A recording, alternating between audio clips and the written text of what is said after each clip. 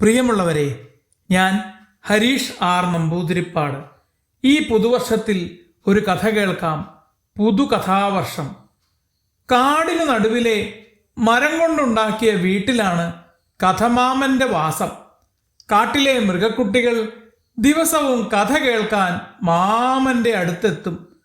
വിശേഷ ദിവസങ്ങളിൽ മാമൻ പറയുന്ന കഥകൾക്ക് കൂടുതൽ സവിശേഷതയുണ്ട്. പുതുവർഷം പിറന്നപ്പോൾ കൂടുതൽ മൃഗക്കുട്ടികൾ കഥ കേൾക്കാൻ മാമനെ സമീപിച്ചു.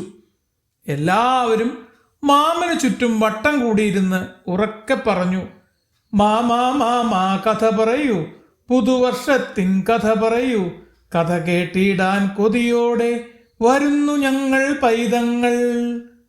കഥമാമൻ ചുവന്ന തൊപ്പി ധരിച്ചു മുന്നിലുള്ള പുസ്തകം തുറന്ന് പുഞ്ചിരിയോടെ പറഞ്ഞു, കുട്ടികളെ, ഇന്ന് കാട് പുതുവത്സരം ആഘോഷിക്കുകയാണ്, നമുക്കും കൂടാം.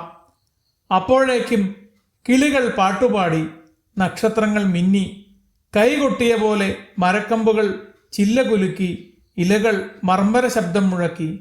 കഥമാമൻ തുടർന്നു, ഈ വർഷം കാട് നമ്മോട് പറയുന്നത് 3 കഥകളാണ്. ആപ്പുക്കുരങ്ങു ചോദിച്ചു, എന്താണ് മാമ, വേഗം പറയൂ. 1, നാം എല്ലാം പരസ്പരം സ്നേഹിച്ചാൽ കാട്ടിലെന്നും സന്തോഷവും സമാധാനവും ഉണ്ടാകും. 2, പരസ്പരം പങ്കിടാനുള്ള മനസ്സുണ്ടാവണം. പുസ്തകവും പഴവും കളിപ്പാട്ടവും എല്ലാം പങ്കിട്ടാൽ സന്തോഷം ഇരട്ടിയാവും. ആർക്കെങ്കിലും ആവശ്യമുണ്ടെങ്കിൽ മടിച്ചു നിൽക്കാതെ ഉടൻ സഹായിക്കണം. ഇത്രയും കാര്യങ്ങളാണ് കാട് പറയുന്നത്.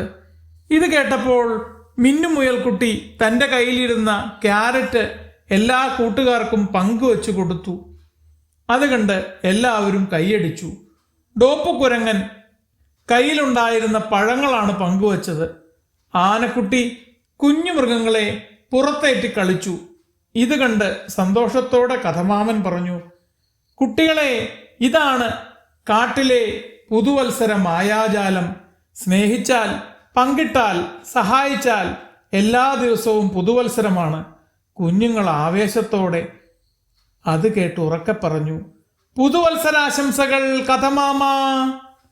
കാട് മുഴുവനും ചിരിയും സന്തോഷവും നിറഞ്ഞു.